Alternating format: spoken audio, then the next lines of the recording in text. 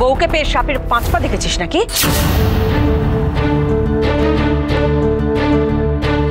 এসব কি বলছেন মা?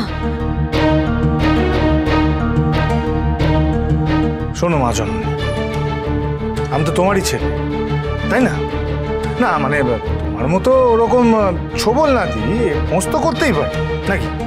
কি তুই আমাকে সাপ বললি? বিয়ের পর এত অবনতি হয়েছে তোর? দূর, কি বিয়ে করছো বলো তো? তোমার বড় ছেলে পালালো আর তার দায়ভার আমার উপর পড়ল। শোনো, এত কথা না ঘুরিয়ে তোমাকে সোজাসুজি প্রশ্ন করছি, বাবার রক্ত জল করা ওই 70 লক্ষ টাকা তোমার বড় ছেলে কবে ফেরত দেবে সেটা বলো।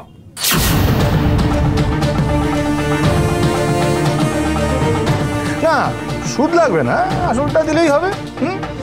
তোর এইসব কথার উত্তর আমি তোকে কেন দেব? হ্যাঁ, তোর দাদা কি তোর কাছ থেকে নিয়েছে নাকি টাকাটা ধার? এই যে এই যে এই যে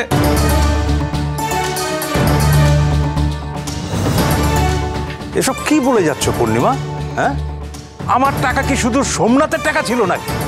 ওই টাকাতে মহারাজেরও ভাগ আছে, তাই জিজ্ঞাসা করার অধিকারও ওর আছে। আর শুধু মহারাজের অধিকারই নেই, ওই টাকায় শিব, মিলি, এমনকি পূজা মা বিয়ে হয়ে আসার পর তারও ওই টাকাতে অধিকার আছে।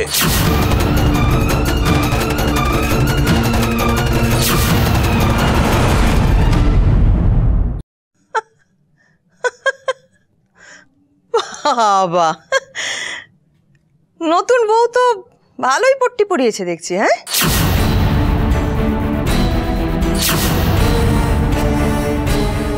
আমি কি করেছি? আমাকে কেন এসবের মধ্যে টানছেন আপনারা? মা জননী, বুঝারিনি তোমার কোন পাকা ধানে মই দিয়েছে বলতে পারো? মাঝে মাঝে গাল পারছো কি জন্যে? গাল কোথায় পারছি মহারাজ? আমি তো বরং আনন্দ পাচ্ছি এইটা ভেবে যে এই গরিব ঘরের বাচাল মেয়েটা আমার সোমনাথের গলায় এসে ঝোলেনি।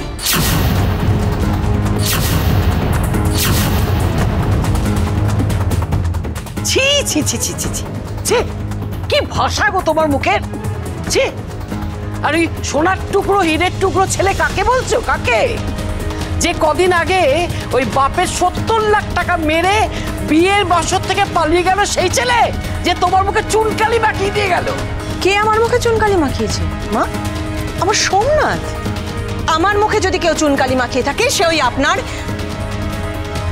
মেজ নাতি মহারাজ।